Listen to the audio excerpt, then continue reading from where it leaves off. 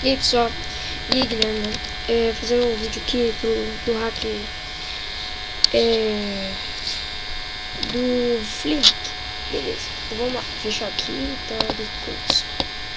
Tem que fazer o download do transformers.exe. Tá bem fácil, bem simples. Você vai lá, transformers.exe.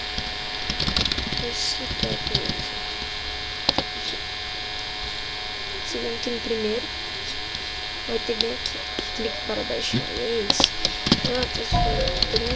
Transformers Brasil, que é o link do Transformers, dos hacks Transformers.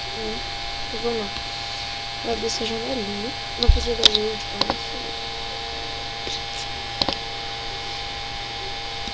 esperar aqui.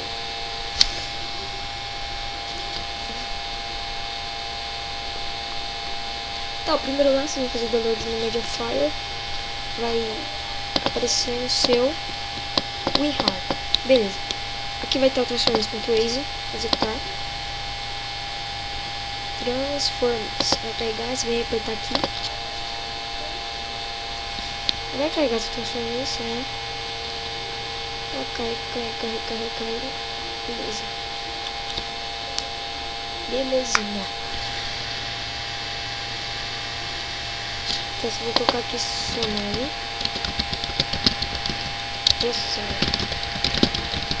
Não vai logar, não vai apertar enviar ainda. Só que vai abrir hack lá. Vai ter que abrir o hack. Abre. Vai abrir. Você vai apertar o número 3 do seu teclado. Número 3.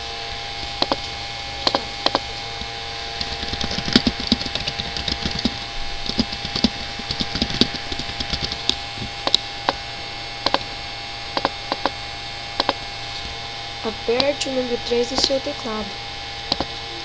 Apertei. Tá bom. Você vai logo abrir aqui o hack. Aqui ó, Jump Hack 2.0 ativado. Dá OK. Aí fecha ele. Fechou. Enviar.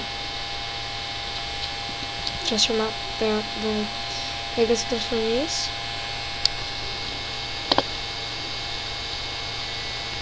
Não vou pensar. Aí ó, você vai estar com o Jump Hack. Falou, tchau.